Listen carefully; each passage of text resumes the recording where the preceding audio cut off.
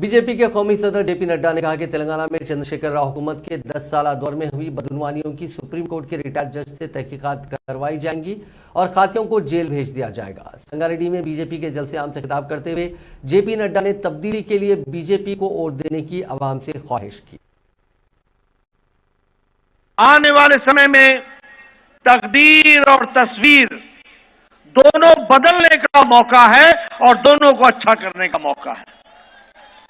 इसलिए भारतीय जनता पार्टी के प्रत्याशियों की तरफ से मैं आपको ये बताने आया हूं कि यह चुनाव अगर बीजेपी जीतती है तो तेलंगाना की तस्वीर और तकदीर जरूर बदलेगी, ये बात पक्की है। मैं यहां ये भी आपको बताना चाहता हूं कि जिन लोगों ने तेलंगाना के लिए लड़ाई लड़ी और तेलंगाना अलग प्रदेश बने, इसके लिए अपना जीवन लगाया, उन लोगों को पीछे करके आज केसीआर ने सिवाय अपने परिवार को बढ़ाने के और कोई काम नहीं किया।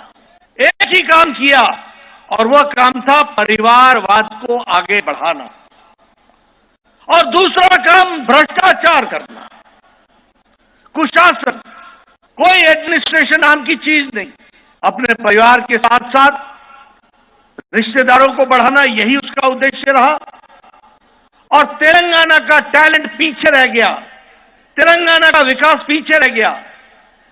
जब यह प्रदेश बना था तो this was one of the richest state, लेकिन 10 साल के केसीआर के राज ने इस प्रदेश को जहां डेट में धकेल दिया, जहां उधार में डाल दिया, वहीं विकास के कार्यों को भी ठप कर दिया।